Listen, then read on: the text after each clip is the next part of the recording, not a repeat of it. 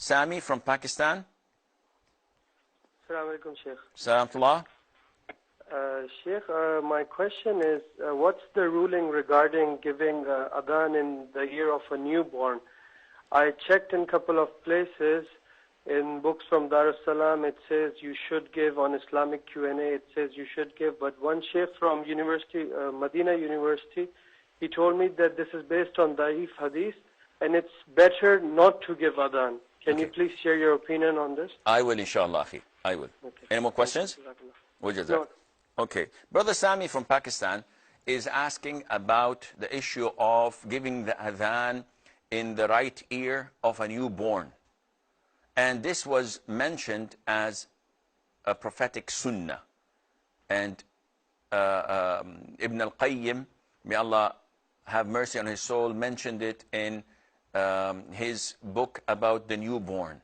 And a lot of the scholars mentioned it. But as you know, as Muslims, we have foundations to go back to. And these foundations are the Quran, which is fixed and known and cannot be altered or changed. And then there is the Sunnah of the Prophet ﷺ, which completes, which explains, which elaborates and clarifies a lot of the Quran.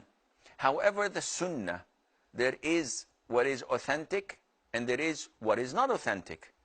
And what is not authentic is graded into a number of different categories. Among them is the fabricated, al-mawdu', or that is a blatant lie, al-makdhub, or that it is not at all related to reality, such as al-batil. There is da'if jiddan, very weak. There is da'if, weak.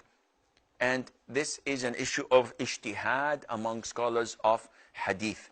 Therefore, if you come to such an issue as giving the adhan in the newborn ear, it has to be reported to us through an authentic hadith.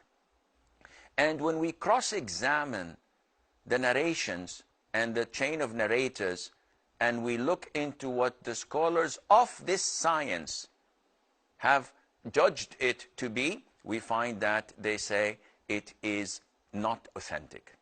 And there is also another addition to it, where you give iqamah in the left ear. And also this is not authentic. Hence, when we come to such a conclusion, as Muslims, we do not depend and rely on what the scholars say if they speak in something that is not their profession. So if I know that this sheikh his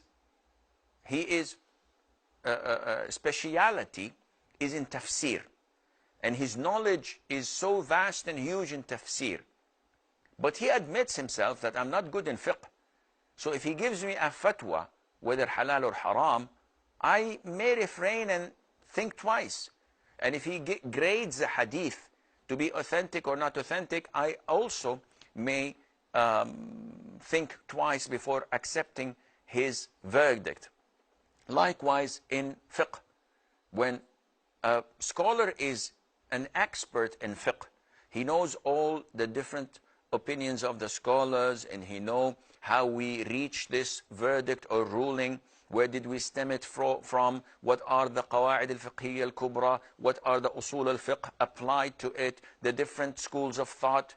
MashaAllah, he is excellent. However, when it comes to the tafsir of ayah, he may not have that knowledge. So I may refrain in learning from him in tafsir. Or when it comes to grading a hadith, whether it's authentic or not, as we have here in this issue, then I also may refrain from that. So when we go to the scholars of hadith, the specialists in this science, they tell us that the hadith is not authentic, and this is the correct opinion. That this is not a sunnah, you should not do it, and our religion is based on authentic hadiths. So there's no need to say that it's not harmful to do it. Yes, it is not harmful to do it, but if it were a part of our religion, it would have been backed by an authentic hadith, and it is not, and Allah knows best. Hiba from Qatar.